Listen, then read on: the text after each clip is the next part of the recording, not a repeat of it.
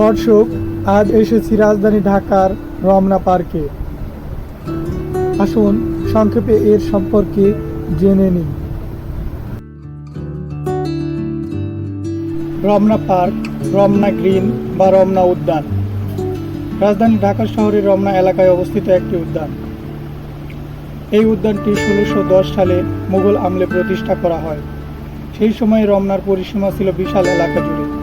মুঘলরাই এর নামকরণ করেন। পুরনো হাইকোর্ট ভবন থেকে পূর্বের সড়ক ভবন পর্যন্ত মুঘলরা বাগান তৈরি করেছিলেন, কিন্তু পরবর্তীতে কোম্পানি আমলে এই এলাকা জঙ্গলে পরিণত হয়।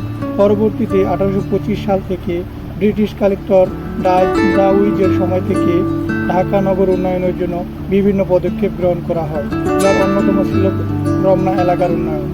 এ সময় রমনা এলাকার একটি অংশ ঘেরাও করে ঘোড়দৌড় বা রেসকোর্সের ব্যবস্থা করা হয়েছিল,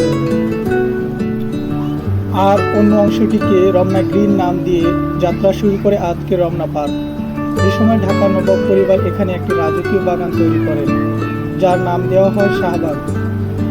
তখন পার্কের আয়তন ছিল প্রায় ৮৯ একর। এ সময় ঢাকার নবাবরা এখানে একটি চিড়িয়াখানাও গড়ে তোলেন।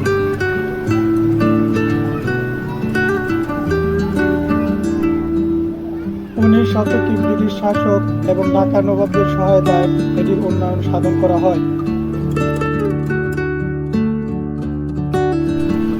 ঢাকা শহরের নিসর্গ পরিকল্পনার কাজ শুরু হয়েছিল ১৯০৮ সালের কিউই গার্ডেনের অন্যতম কর্মী আর.এল. প্রাউডলকের তত্ত্বাবধানে। শহরের সেই নিসর্গ পরিকল্পনার ফল ছিল রমনা পার্কের উন্নয়ন। ২০ বছর লেগেছিল সে কাজ শেষ হতে, যা ১৯২৮ সালে শেষ হয়। ১৯৪৭ সালে ভারত বিভাগের পরও রমনা ঢাকার একটি গুরুত্বপূর্ণ এলাকা হিসেবে থেকে যায়। শাহবাগ থেকে ইডেন বিল্ডিং বর্তমান সচিবালয় পর্যন্ত নতুন একটি রাস্তা করা হয় এবং এই রাস্তার পূর্ব দিকের অংশ হয় বর্তমান রমনা পার্ক। বর্তমানে সুপ্রিম কোর্ট ভবনের উত্তর পূর্ব কোণে চিড়িয়াখানা তখনও বিদ্যমান ছিল। পরবর্তীতে মিরপুরে স্থানান্তর করা হয়। তবে আনুষ্ঠানিকভাবে রমনা পার্কের উদ্বোধন করা হয় ১৯৪৯ সালে। ১৯৬৭ সাল থেকে ছায়ানট বর্ষবরণ অনুষ্ঠান পালন করে আসছে এখানে। প্রতিদিন সকালে ও বিকালে এখানে হাঁটতে ও ব্যায়াম করতে আসে কয়েক হাজার মানুষ। এটি ঢাকার ফুসফুস হিসেবেও পরিচিত। এর আয়তন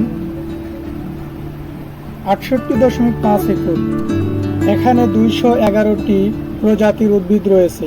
এর মধ্যে ফুল ও শোভাবর্ধক প্রজাতির সংখ্যা ৮৭, ফলজাতীয় উদ্ভিদ ৩৬টি, ঔষধি প্রজাতির ৩৩টি, কৃষি বনায়নের উদ্ভিদ প্রজাতি ৩টি, বনজ উদ্ভিদ প্রজাতি ২টি, জলজ উদ্ভিদ প্রজাতি ২টি ও মশলা উদ্ভিদ প্রজাতি ৩টি।